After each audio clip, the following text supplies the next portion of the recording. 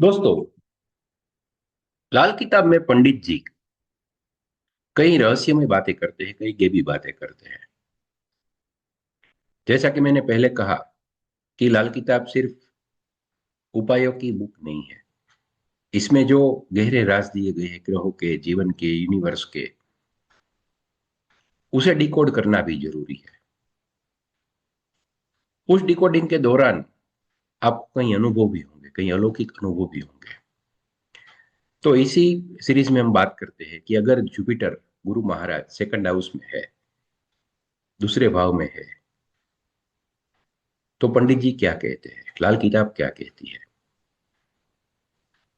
तो दूसरे भाव के जुपिटर को पंडित जी ने ब्लेसिंग्स बोला है।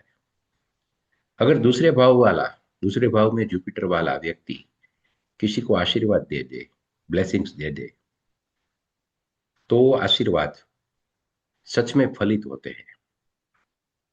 पंडित जी आगे कहते हैं कि दूसरे भाव में बृहस्पति वाला पारसमणि जैसा होता है।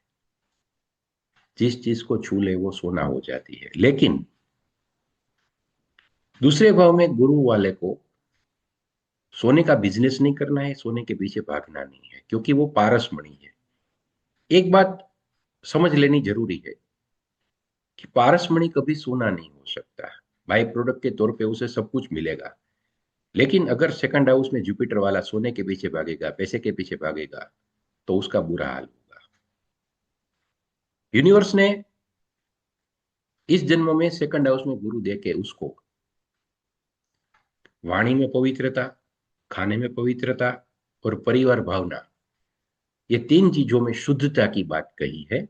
और दूसरे भाव में जुपिटर वालों को इस जन्म में इसी बात को प्रैक्टिस करना है। सात्विक भोजन, सात्विक वाणी और परिवार में सात्विक रिलेशन, ये तीन चीजें सेकंड हाउस में जुपिटर वाले की जिम्मेदारी भी है।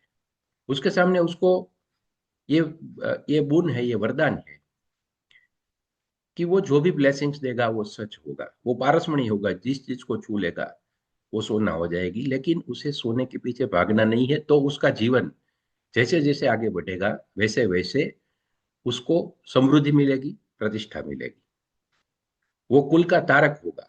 यहाँ एक बात समझ लेनी चाहिए जो पंडित जी ने बार बार लाल किताब में कही है कि कोई भी हाउस से कई चीजें हम देखते हैं।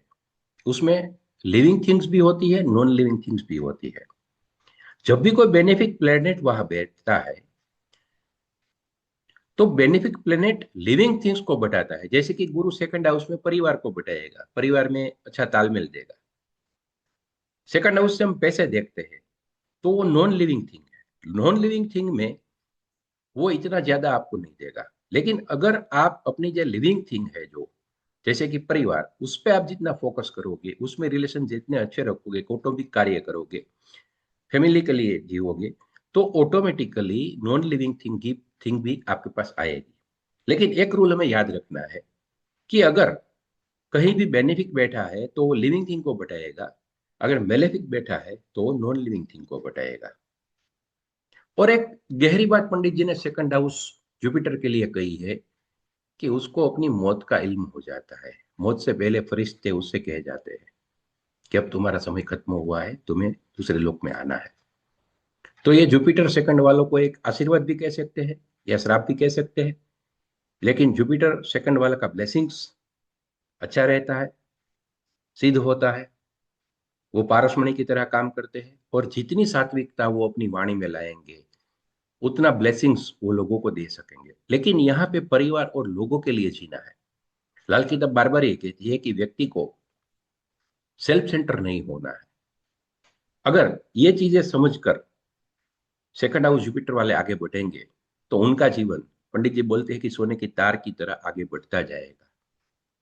लेकिन एक ख्याल खास रखना है कि पारसमणि कभी सोना नहीं हो सकता। वो पारसमणि है, उसे वही रोल निभाना है। और मौत का इल्म हो जाना। और दूसरी बात यह है कि फिलोसॉफिकली वो लोग डेथ को समझ सकते हैं, मृत्यु की जो आशंका है वो समझ सकते हैं, और मृत्यु के बाद के जीवन के लिए भी वो प्रिपरेशन कर सकते हैं। ये लाल किताब के गुड रहस्य जुपिटर सेकंड हाउस के लिए आज मैंने बताए हैं। दोस्तों, अगर आपको ये वीडियो अच्छे लगते हैं तो आप हमारी चैनल सब्सक्राइब कर सकते हैं, शेयर कर सकते हैं, अपने दोस्तों फ्रेंड्स को भेज सकते हैं। नेक्स्ट वीडियो के साथ फिर मिलेंगे लाल किताब के रहस्यों के साथ। तब तक हमें आज्ञा दीजिए। नमस्कार।